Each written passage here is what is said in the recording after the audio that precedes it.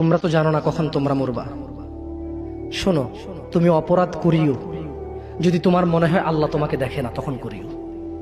তুমি অপরাধ করিও যদি তোমার মনে হয় আল্লাহ তোমাকে জিজ্ঞেস করবে না, তুমি নিশ্চিত বেঁচে যাবা।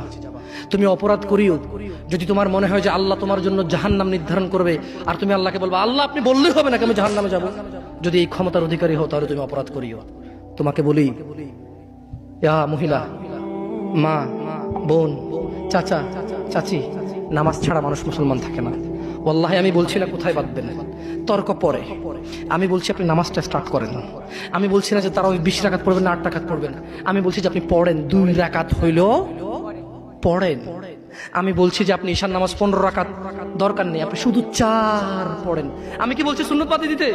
আমি বলছি যে তুমি পড়ছো না, শোনো, ভয় পেও না, ঈশার নামাজ 15 রাকাত তোমার উপরে ফরজ নয়।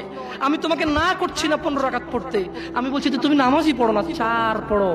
এই 4 রাকাত ঈশা না পড়লে তুমি মুসলিম নও। 3 রাকাত মাগরিব না পড়লে তুমি মুসলিম নও। 4 রাকাত আসর না পড়লে তুমি মুসলিম নও। দেখো, আমাকে দোষ দিও না। বুখারী খোলো, সালাত অধ্যায়ে যাও, আযান অধ্যায়ে যাও। আল্লাহর নবী বলেছে তারা ওরা কাফির, ওরা মুশরিক, ওদের আর আমি মুহাম্মদুর রাসূলুল্লাহ সাল্লাল্লাহু আলাইহি ওয়াসাল্লামের উম্মতের মধ্যে পার্থক্য হচ্ছে নামাজ।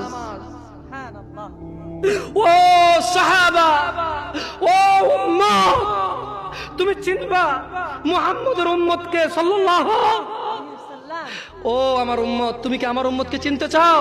শোনো, তারা যারা আমার উম্মত না, আর এরা যারা আমার উম্মত। ওটা আমার উম্মত যেটা নামাজ পড়ে না, আমার উম্মত।